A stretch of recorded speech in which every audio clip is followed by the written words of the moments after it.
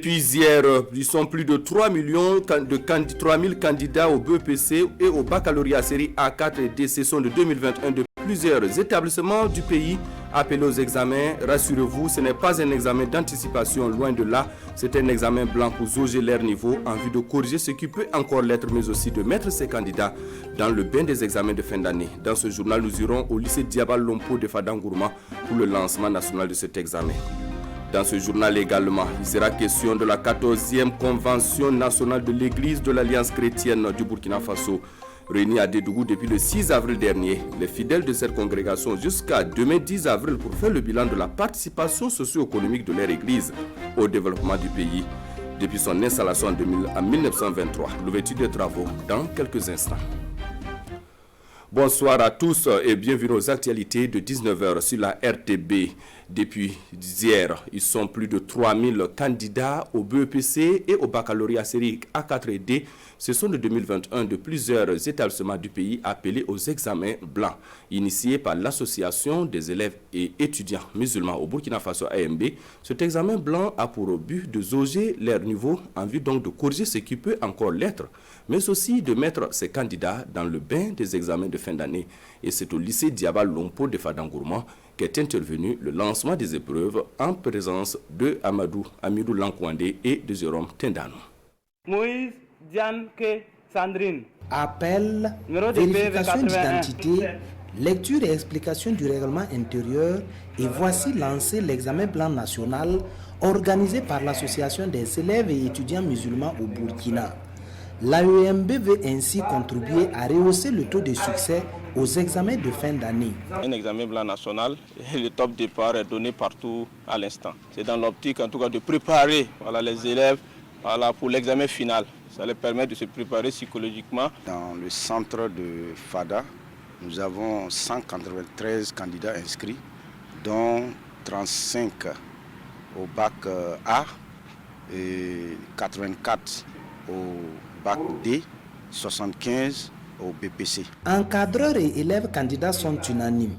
Cette initiative de l'AEMB permet à chacun de s'auto-évaluer. Les candidats sont déjà préparés à ce qu'ils vont vivre au vrai examen. Donc en cela, nous saluons l'initiative et nous espérons que les candidats qui sont là aujourd'hui vont saisir cette opportunité-là pour un meilleur rendement au vrai examen. Pour nous, en tant que candidats au baccalauréat de 2021, je trouve que c'est une bonne initiative pour nous de mieux se préparer pour pouvoir affronter le bac rouge. Ça va nous permettre de voir nos lacunes, les corriger avant le jour de l'examen, bien sûr. Voir notre niveau avant le jour de l'examen, nous préparer mieux. Sur l'ensemble du territoire national, plus de 3000 candidats prennent part à cet examen blanc organisé par l'association des élèves et étudiants musulmans au Burkina. Les résultats sont attendus au plus tard dans un mois. Dans le souci de démystifier les technologies de l'information et de la communication et surtout encourager leur utilisation, Sylvain Gourané vient de mettre dans les rayons des librairies au Burkina un ouvrage intitulé Webmastering passif de A à Z.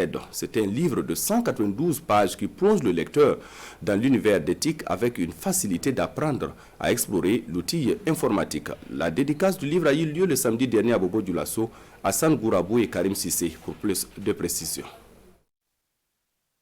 Le webmastering passif de A à Z, c'est le nouvel ouvrage de Sylvain Gourané. Une œuvre de 192 pages subdivisée en 5 grandes parties. À travers l'œuvre, l'auteur veut démystifier l'éthique et promouvoir leur utilisation. Il est temps maintenant pour nos États d'Afrique subsaharienne de prendre part à la marche du monde. Il faut que nous nous impliquions dans la marche du monde. Et le web est un accès facile et pour tout le monde. Nous ne devons plus être des consommateurs. Maintenant, nous devons être producteurs sur la toile. À la cérémonie dédicace, le public a eu droit à une présentation détaillée de l'œuvre. Un ouvrage rédigé dans un langage simple, de sorte à permettre à toute personne de pouvoir l'exploiter à son profit. Dès qu'on commence à lire, on se rend compte qu'il est intéressant d'abord, c'est ça qui marque, et que le métier peut être compris et exercé par des personnes qui n'ont pas forcément fait l'informatique. Et troisième chose, on voit la panoplie d'opportunités que cette activité offre à tout le monde. Si moi je l'avais eu il y a 10 ans, j'allais moins me fatiguer parce que j'étais un concepteur aussi de pages web. Alors j'ai vu qu'il a décliné un certain nombre de technicités qui permettent à tout le monde d'approcher en fait le métier de webmaster. Le webmastering passif de A à Z est déjà disponible dans les différents lieux de vente au prix de 8 000 francs CFA. La semaine communale de Dédougou dans la boucle du Moun bat son plein depuis le 6 avril dernier. Hier jeudi, en faveur donc de cette semaine, le conseil municipal a organisé un mariage collectif. Un mariage qui a permis donc à 13 couples d'officialiser leur situation. On en sait davantage avec Nabaïda Dabiré et Aïda Dianda.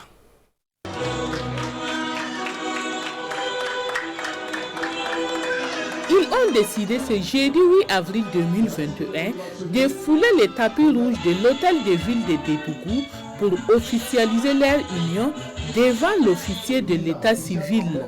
Comme le couple d'Akio qui vit ensemble depuis plus de 40 ans, ils sont au total 13 à régulariser leur situation matrimoniale. Elle a combattu avec moi, elle a beaucoup travaillé avec moi. Je suis très content et très fier d'elle. C'est pourquoi je vais régulariser, signer le papier officiellement, dire que je l'ai mariée. Et on sait pour célébrer un mariage, c'est coûteux, c'est un peu coûteux. Et ça demande des frais. Mais on a fait ça gratuitement pour nous. Ce mariage collectif figure en bonne place dans le programme d'activité de la SECODE, la semaine communale de Dédougou, initiée par le conseil municipal. À travers cette célébration, la mairie veut galvaniser les couples à sécuriser leur famille. Nous félicitons tous les couples qui sont venus déposer leurs dossiers et qui ont participé ce matin donc à la célébration de ce mariage collectif. Et nous, en tout cas, nous invitons tous les autres couples, voilà, ceux-là déjà qui vivent ensemble et à venir régulariser leur situation. Nous invitons également les jeunes, voilà, qui hésitent à faire le pas, de venir. Voilà, c'est pas compliqué, c'est pas sorcier. Avec cette première expérience, d'autres mariages collectifs seront organisés pour le bonheur des populations de Dédougou, selon le maire Karim Lomboza Kondé. Hier jeudi, les femmes de Latodin dans la province du Passoré ont célébré en différé la 164e journée des droits de la femme organisée par l'Association pour la promotion de la femme et de l'enfant. Un panel sur les droits de l'enfant et le mariage d'enfants a été animé en faveur de cette journée. Boukari Ouedrago et Karim Bikienga nous en donnent plus de détails. Ces femmes arrivent à la maison des jeunes de Latodin. Leurs camarades sont déjà installés à l'intérieur, prêtes pour célébrer en différé la journée internationale de la femme, à l'appel de l'Association pour la promotion de la femme et de l'enfant, APFE. L'option choisie, un panel sur le droit à l'éducation et le mariage d'enfants. Nous avons choisi ce thème parce que nous enregistrons beaucoup de mariages d'enfants dans la zone, dû à l'orpaillage, dû aussi à la coutume. C'est ça qui fait que nous avons proposé la Taurin aujourd'hui. Les panélistes sont de la direction provinciale de l'action humanitaire du Passoré, des spécialistes de la thématique en question. Dès la première communication, des chiffres tombent.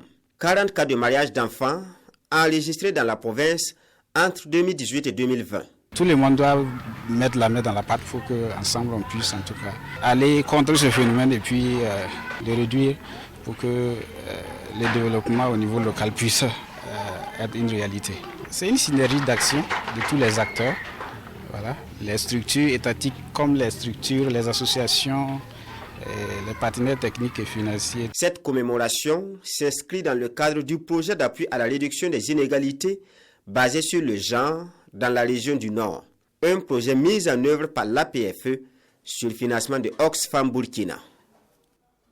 Et dans la région du sud-ouest, l'heure est à la 14e édition de la caravane Oskimo-Tour, lancée le 2 avril dernier à Dédougou, dans la boucle du Mouhoun. La caravane était le dimanche jour de Pâques à Ouessa, toujours fidèle donc à son centre d'intérêt, celui donc de sensibiliser la jeunesse sur les méfaits de la consommation des stupéfiants et de la drogue. Oskimo-Tour a organisé à cet effet un concert avec plusieurs artistes venus d'horizons divers. Plus de précisions avec Issaka Zabri et Christophe Da. La musique pour promouvoir le concept Jeune propre avec zéro drogue, c'est à Oskimo-Tour, 14e édition, 2e étape à Ouessa.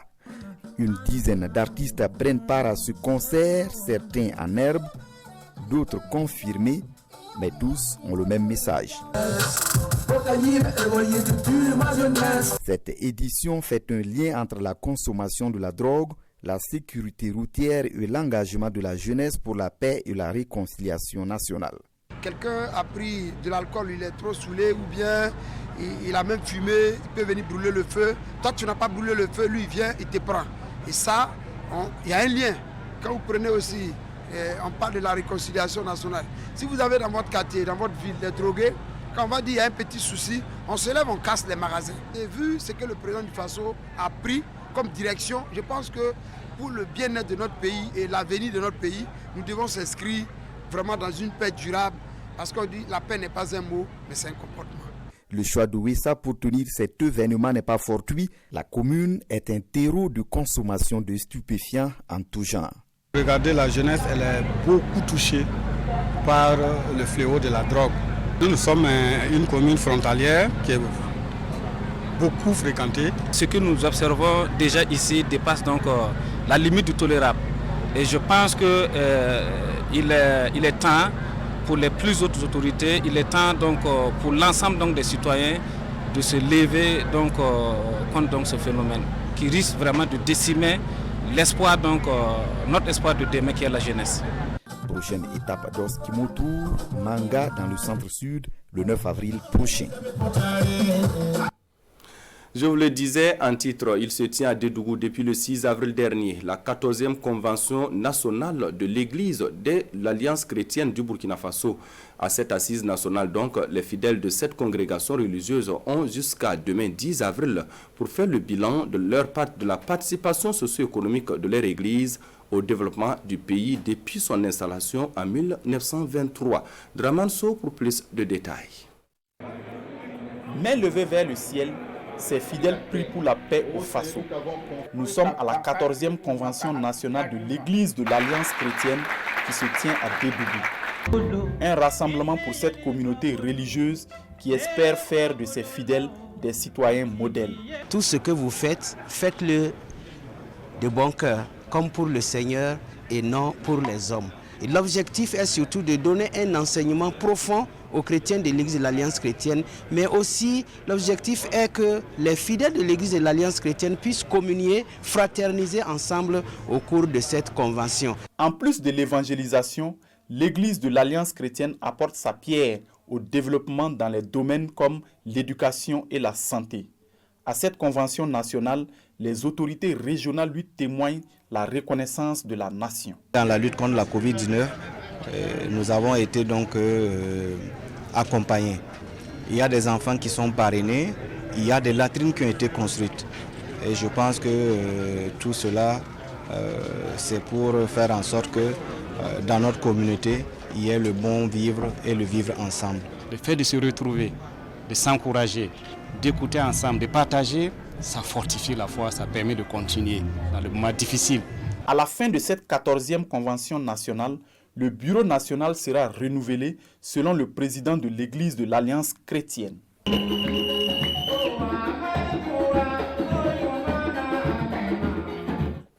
Voilà qui met fin donc à cette édition. Merci de nous avoir reçus chez vous. Prochaine escale de l'information sur la RTB, c'est dans quelques instants avec Marguerite Douagno. Bonsoir et bon suite de programme sur votre chaîne.